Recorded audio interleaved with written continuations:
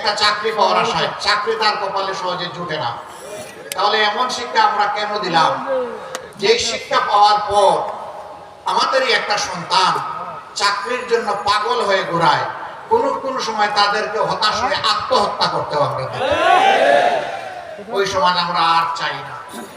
আমরা এমন একটা শিক্ষা ব্যবস্থা চাই যে শিক্ষা ব্যবস্থা প্রত্যেকটি ছাত্রছাত্রীর হাতকে সুনাগরিক কর্মীর হাতে পরিণত করবে।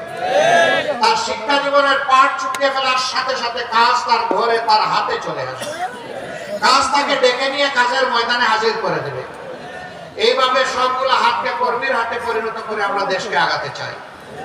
এমন একটা দেশ চাই যেখানে ধর্মে বর্ণে কোনো হিংসা হানাহানি থাকবে না, পাহারা দেওয়ার দরকার হবে না, মসজিদও পাহারা দেওয়ার দরকার, গির্জাও পাহারা দেওয়ার দরকার হবে না, বৌদ্ধ মঠও পাহারা দেওয়ার দরকার হবে না।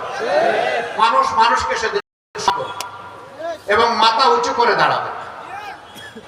আমাদের মায়েরা ঘরে রাস্তায় চলাচলের সময়, কর্মস্থলে এবং সমাজে তারা মর্যাদা এবং নিরাপত্তার সাথে তাদের কাজ সম্পাদন করবে।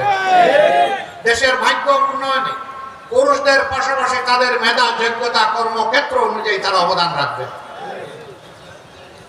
আমাদের ব্যাপারে অপবাদ, জামাতে ইসলামী ক্ষমতায় গেলে মহিলাদেরকে ঘর থেকে বের হতে দিবে না।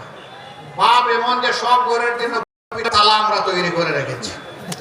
ক্ষমতায় যাওয়ার পরের দিনই পুরুষদেরকে ডেকে ডেকে বের করে বাইরের দিকে আমরা তালা মেরে দিব যে তোমরা আর বের হতে পারবে না, মহিলারা যারা।